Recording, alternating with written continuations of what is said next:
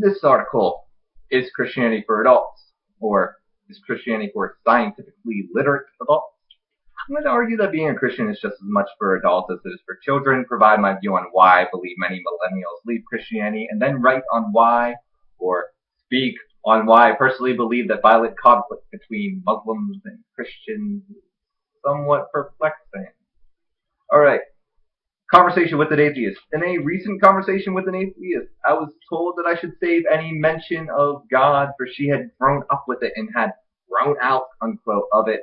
I reminded her that I also grew up in Christianity, and after I converted to atheism at 18, I sincerely had believed for a little while, a few years maybe 5, that I was superior to every Christian in the world because I came to the understanding that religion was for idiots, unquote. I went further, telling her that I came back to Christ not through seeking it, nor through coming upon tragedy and reconsidering my beliefs, but through the textbook, quantum physics, near-death experiences, eternal consciousness, religion, and the human soul by late quantum physicist Dr. William Joseph Gray. This book says like a lot of things. Look at that, like all those words. Yeah, it's great. And this was the first time I had seen religion articulated within a scientifically minded framework and in an academic manner. My view on why millennials leave Christianity. The reason why so many millennials like me left religion is because there's a massive anti-intellectual fervor among many who share the Christian experience with me. I grew up with a father who believes that the earth is 6,000 years old, and not the most scientifically supportive person in the world. Now, he's a great guy.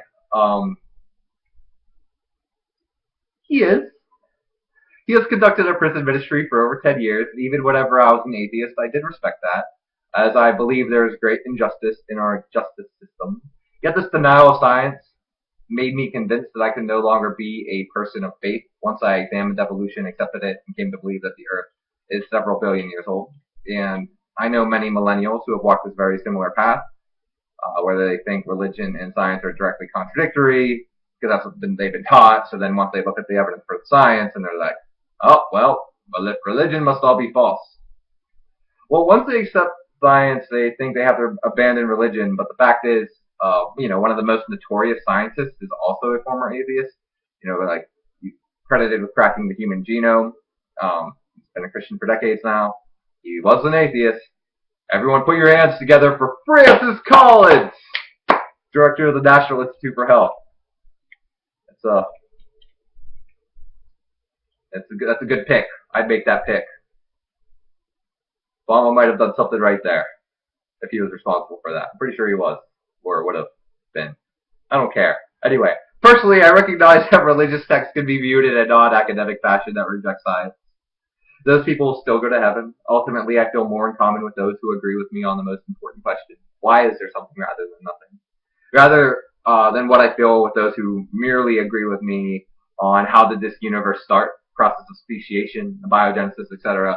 And of course, I feel most in common with those in my generation, and even the people with the gray hair, who share the understanding that faith and science is that science actually work side by side and don't directly contradict. They're just different tools for understanding different things.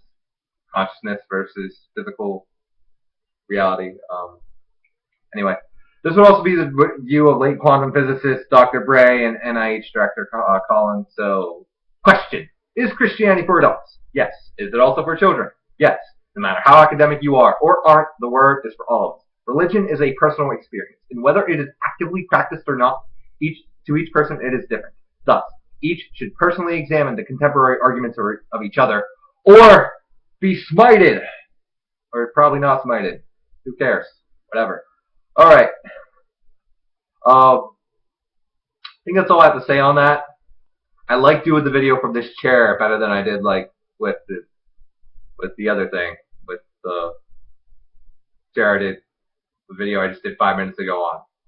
That's in the post on Cicero. As long as I'm under 5 minutes, I feel like I can ramble a little bit. Close are we?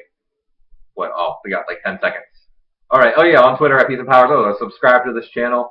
I have like 400 million followers, or 3.5 thousand, depending on which version of reality you live in. Alright, bye. Where's the stop recording button at? Oh no. There, we got it.